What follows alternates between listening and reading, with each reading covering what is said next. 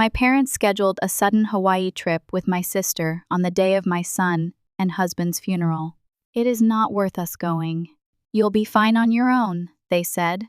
So, I stopped paying their rent and cut ties with them when they returned home. I am Emily, a 35-year-old woman. I am blissfully married to my beloved husband James, and together we share a serene and delightful life with our 7-year-old son, Liam, and our 4-year-old daughter, Sophie. James and I first met in the university cafeteria during our college days. Each of us was enjoying a cup of coffee with a book in hand when a spontaneous conversation sparked a deep and meaningful connection. James, ever so calm and considerate, would attentively listen to my tales with a gentle patience that felt comforting. Over time, our friendship blossomed and evolved, and I came to realize that his presence in my life had become absolutely irreplaceable. His marriage proposal was beautifully simple. Beneath a canopy of beautifully blossoming trees, he shyly presented a ring and lovingly declared, "I want to be with you forever." His sincere words were all I needed to instantly agree with a nod filled with deep emotion. Since that momentous day when we exchanged vows, we have found true happiness in our marriage. When our son, Liam, was born, James, with tears of joy cascading down his cheeks, tenderly murmured, "He's our treasure. Liam is a vivacious and inquisitively spirited child who thrives outdoors." Every weekend, we embark on delightful family picnics, and observing him energetically run around fills my heart with an immense sense of joy and fulfillment. Soon after, we welcomed Sophie into our lives. She was a bit delicate, diagnosed with a congenital condition from birth.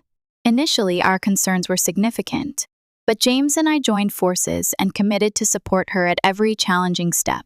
Liam, her protective older brother, cherishes his sister deeply and often says, "I will protect Sophie." Witnessing their growth and bond develop has been the pinnacle of my joy. Another individual holds an extraordinarily special place in my heart. My grandmother, Margaret. She is the epitome of grace and warmth, qualities I have admired and loved since my childhood. My mother, Linda, divorced my father when I was quite young and swiftly remarried a man named Robert, with whom she had my half-sister Jessica. As my mother immersed herself in her new family, I gradually felt that I was becoming an afterthought. While my mother and stepfather lavished Jessica with love and attention, I often felt overlooked and neglected. During family shopping trips, Jessica would frequently receive new shoes, whereas I was reminded, "The ones you have are still perfectly fine." However, my grandmother, Margaret, always treated me differently. She would envelop me in her warm embraces and reassuringly say, "Emily, you are my precious granddaughter." Whenever loneliness crept in, I found solace and comfort at her welcoming home. The affection I yearned for from my mother was seldom received, making my grandmother's presence a sanctuary for my heart. On significant occasions like my wedding and the births of my children, my parents and stepsister displayed minimal interest in my life. My wedding seemed more of a duty for my mother and Robert than a celebration. They attended out of obligation rather than genuine desire to participate. My mother offered no comments on my wedding arrangements or my choice of dress, leaving me feeling as if my dreams and aspirations were dissolving into thin air, resulting in a lingering emptiness after the ceremony. When Liam was born, my mother prioritized Jessica, bringing her to the hospital immediately after I gave birth. Yet her interest in my newborn was notably scant. Jessica's inquiries about the baby seemed driven by mere curiosity, her gaze detached and indifferent. I desperately longed for my mother to genuinely see and love my child, yet her focus remained fixed on Jessica, which rendered me feeling incredibly isolated and lonely within my own family. My mother, Jessica, and Robert appeared to form an impenetrable unit, leaving me feeling like an outsider despite my deep affection and support for them. Coming to terms with this reality was challenging for me. I reflected on the situation repeatedly, but could never fully reconcile these feelings. Eventually, I began to distance myself and view my familial relationships from a broader perspective. Nevertheless, my grandmother, Margaret, was thrilled when I informed her of my decision to marry James. When I shared the news, she wept tears of joy and exclaimed, "Congratulations! You made a wonderful choice." Her heartfelt words warmed me to my core and nearly brought me to tears myself. Margaret sincerely wished for my happiness, which moved me and imprinted her kindness onto my soul. When I introduced James to her for the first time, she greeted him warmly. Sensing his slight nervousness, she grasped his hand firmly and repeatedly urged him, "Please take good care of Emily." "I'm counting on you." James, touched by her words, responded with a shy smile and expressed his profound gratitude. At that moment, I felt just how much my grandmother cherished me and the immense trust she placed in James. When Liam and Sophie were born, her joy was boundless, far exceeding all my expectations. She adored our children profoundly. When Liam took his first steps, Margaret, with tears of happiness streaming down her face, jubilantly exclaimed, "Look, he can walk now." Whenever Sophie offered a smile, Margaret was utterly enchanted, often remarking joyfully, "Sophie is starting to look like her mama." For my children, Margaret was not merely a great-grandmother. She was a boundless source of unconditional love. For me, her enduring warmth and affection have been a foundational pillar of support, providing me with strength and courage through all of life's challenges. Margaret harbored a deep love for Hawaii, and her home was adorned with vibrant Hawaiian paintings and ornaments, which infused every room with a peaceful tropical ambiance. After the early loss of my grandfather, she chose to live independently, cherishing the memories they shared. In honor of their cherished past, she utilized the inheritance to purchase a cottage in Hawaii, a place imbued with their treasured memories, which held special significance to her. The charming cottage stood majestically along the pristine beachfront, serving as a haven of peace and tranquility. With each visit after marrying, I frequently brought my family to stay at the cottage alongside my beloved grandmother Margaret. Known for her culinary prowess, Margaret's lemon pie was particularly exceptional, its flavor unrivaled. Standing by her side in the kitchen, enveloped in the delightful aromas of sugar and butter, remains one of my most cherished memories. James was equally enchanted by the serene ambiance, often commenting with a contented smile, "This place is like heaven." Liam joyfully sprinted along the sandy shores, while Sophie adored sitting on Margaret's lap, captivated by her enthralling stories. Margaret's profound affection for my family was unmistakable. When she confided in me, "I plan to leave this cottage to you," my heart swelled with joy. The cottage was a repository of precious memories, and I envisioned creating similarly warm memories for my children. However, these blissful days were overshadowed when Margaret fell gravely ill. I devoted myself to caring for her, but managing Sophie's health complexities simultaneously proved to be a formidable challenge. Unbeknownst to me, during this tumultuous period, my mother, Linda, and stepfather, Robert, feigned concern for Margaret while covertly plotting to claim her estate. The depth of my grief was profound when Margaret passed away, but the revelation in her will shocked me even more. Margaret had bequeathed not only the Hawaiian cottage, but also a substantial sum of money to me. Upon discovering this, tears streamed down my face uncontrollably. It felt as though I could hear Margaret's voice gently saying, "Emily, the cottage and everything else are for you and your family." However, my mother and stepfather vehemently disagreed. They argued that it was unjust for me to inherit everything and strongly suggested that I transfer ownership of the cottage to Margaret's brother, William. I wanted to say no, but at that time I was physically and mentally exhausted from caring for Sophie and her medical expenses. I didn't have the energy to argue. Reluctantly, I succumbed to their pressure and handed the keys to William, stating calmly, "We'll handle the paperwork when things settle down." The loss of Margaret's cherished cottage was painful, yet I compelled myself to focus solely on Sophie. After all, with my husband and children by my side, I felt I had sufficient joy in my life. Several weeks following Margaret's passing, an unexpected disaster struck. Although there had been reports of an approaching hurricane days prior, the sheer magnitude of devastation it brought to our region was unforeseen. The storm's ferocity surpassed all expectations, engulfing the town in torrential rains and widespread flooding. On that fateful day, I remained home with Sophie, whose frailty made her particularly vulnerable to the abrupt weather changes, so we stayed indoors to monitor the evolving situation. Meanwhile, James and Liam ventured to a nearby supermarket to procure supplies. Despite the streets beginning to flood, James assured with a light-hearted, "We'll be back soon," while Liam cheerfully promised, "I'll buy some snacks Sophie likes." As they waved goodbye, little did I know those would be their final words. On their way back, they tried to cross a flooded road.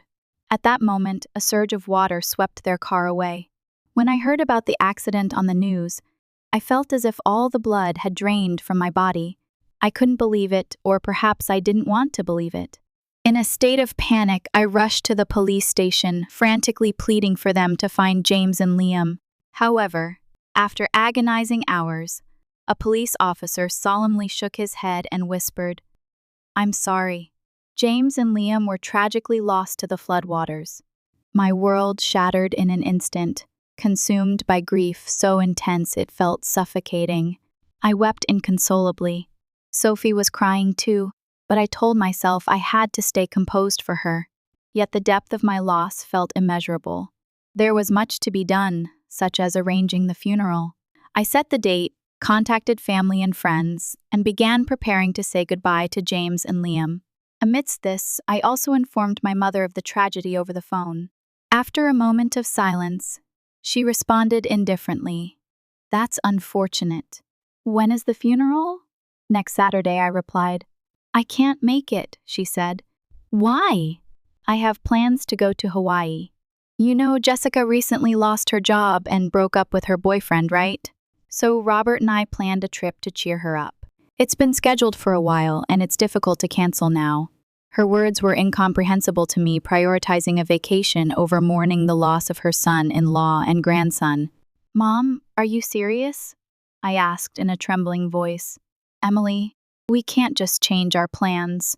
Jessica is looking forward to this. Family died James and Liam, and you're prioritizing a trip? Don't overreact, Emily.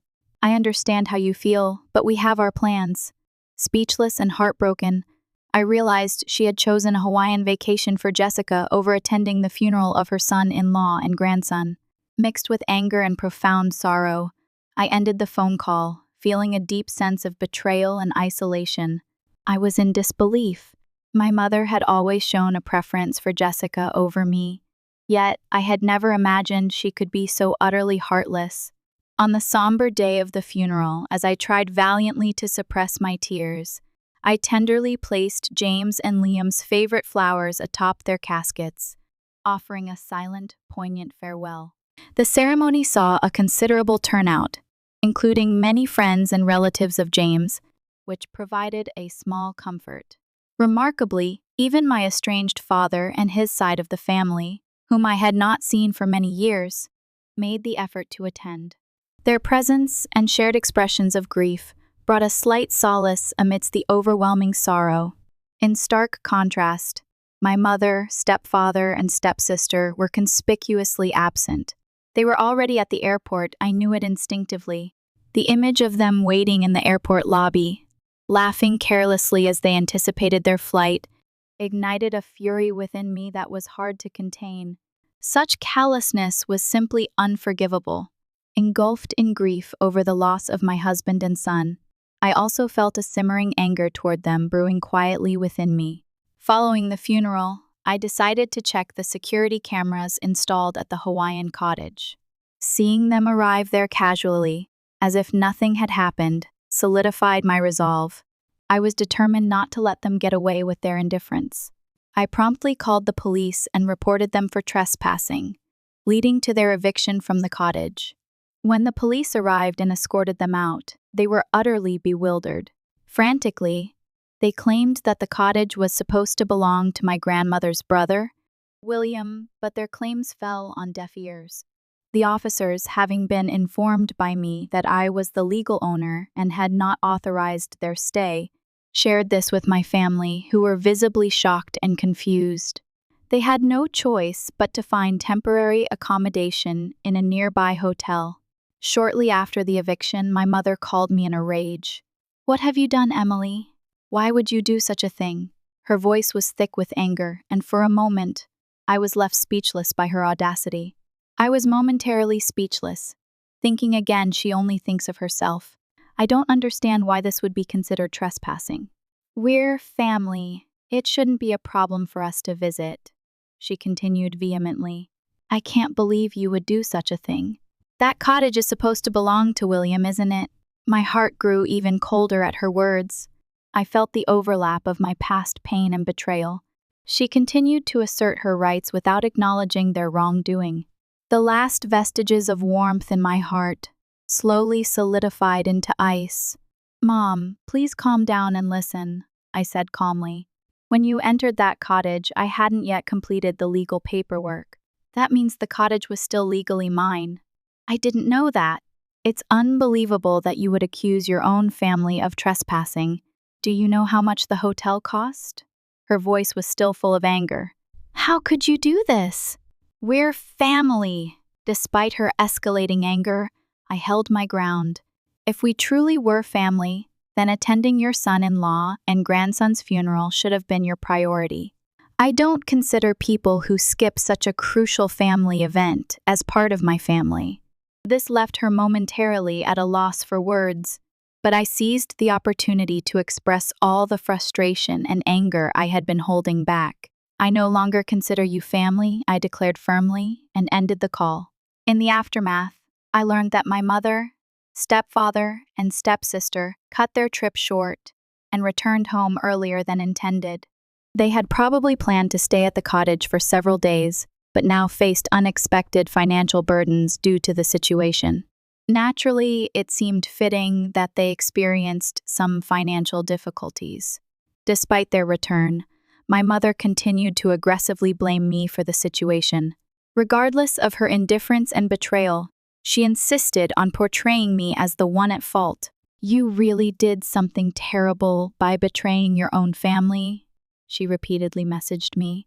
I chose to ignore her messages, and over time, her words lost any impact on me. My heart had completely cooled towards them.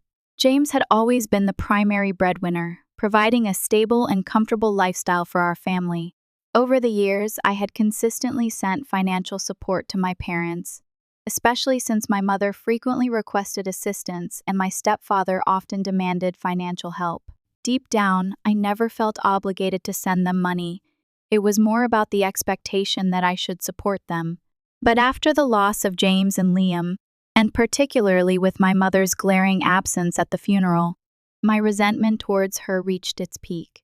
Her decision to prioritize a leisure trip to Hawaii over mourning with her family was an unforgivable betrayal that left my heart ice cold.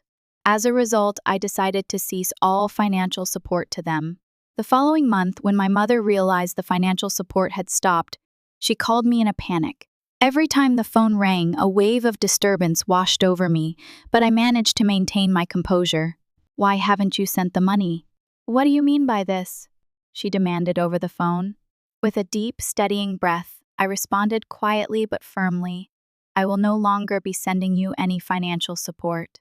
After a stunned silence, my mother objected vehemently. "Why would you do this? You know we rely on your support. How are we supposed to live if you don't help us?" Her voice was filled with desperation and anger. At that moment, I realized I had fully come to terms with my decision. No matter how upset she became, I would not be swayed. "I have no intention of continuing to send money anymore. You didn't even attend the funeral. I see no reason to continue supporting people who chose to go on vacation in Hawaii rather than mourn the loss of my husband and son," I replied coldly. My mother's fury intensified at my words. "You're such a cold child to say such heartless things without any regard for me. she exclaimed, but I was no longer affected by her words. That's fine. I don't think there's anything more to discuss, I concluded, and hung up the phone for the last time. After ending the call, I reaffirmed my decision to have nothing more to do with these people. Afterwards, my mother and stepfather, who had been living off my support in their pensions, had to manage on just their pensions. According to relatives, Jessica, who had been fired from her job, had not found new employment and was still living at home. Their household finances were strained, even making it difficult to pay for utilities. The family that used to dine out frequently was now limited to frugal meals.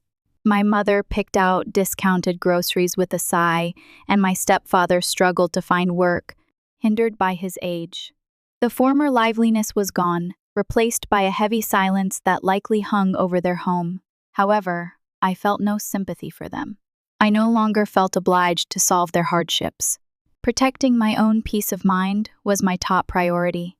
From there, my mother and stepfather's behavior became increasingly desperate. They started showing up at my house unannounced, begging for money, and when refused, they would shout and wreak havoc. Fearing their unpredictable visits, I doubled the locks on my doors and installed security cameras. Each ring of the doorbell put me on edge, and I often pretended not to be home. I couldn't feel safe in my own house, becoming sensitive to every noise at night, which led to many sleepless nights. One day, when my mother tried to sneak into my house again, I immediately called the police. Upon their arrival, she was arrested on the spot, and the incident resulted in a criminal record for her. My mother and stepfather lost social credibility, struggled to find work due to their criminal records, and were unable to receive loans from banks. With no income, their financial difficulties worsened. Despite the severity of their ordeal, I could not find it in myself to sympathize. My heart had closed off to them. All I could do was quietly watch their betrayal. The fact that my mother and stepfather had skipped my husband and son's funeral to go on a trip to Hawaii became a major topic among relatives and was met with widespread criticism. They became distanced and isolated from everyone around them. Criticism towards her increased, and she lost support from family and friends, finding herself without anyone to rely on. Despite repeated apologies from my mother, my heart remained cold. I had no intention of accepting her apologies. I decided to look forward without dwelling on how much I had been hurt, and vowed not to sacrifice myself to meet familial expectations anymore. Above all, I had something precious to protect Sophie. Knowing her strength, I had to live strongly for her sake. To do this, cutting ties with my family and stopping any further financial support felt like the best course of action. With a resolve to not be bound by the past, I decided to completely separate myself from my family. Connections with my mother, stepfather, and stepsister had become meaningless to me. In my heart, my relationship with them had completely ended. I stopped all financial support and felt the weight of how much I had been compromising. From that day, I chose to proceed on my own without relying on anyone. Sophie and I moved to the Hawaiian cottage. In a room filled with warm sunlight and views of the tranquil sea, we started our new life. Sophie gradually regained her strength, and as I supported her, I found new hope within myself. Now free from my family and past pains, I felt liberated. Despite the tears I had shed, looking back, those tears were now for moving beyond my past, not returning to it. Sometimes, as Sophie and I walked along the beach, I thought about how our difficult journey had shaped us. It made me appreciate our new life all the more. Sophie, slowly reclaiming her smile, seemed to be overcoming something within herself. Since I made the decision to live strongly, our lives gradually became more peaceful, and I felt a new future unfolding for us. The end of my relationship with my family allowed me to reclaim myself. I deepened my bond with Sophie and began to enjoy life again. Those moments made me truly glad I had cut ties with my family, and I looked forward to a future of freedom and renewal. Proud of being able to live looking forward, I decided to tread each step of my life firmly.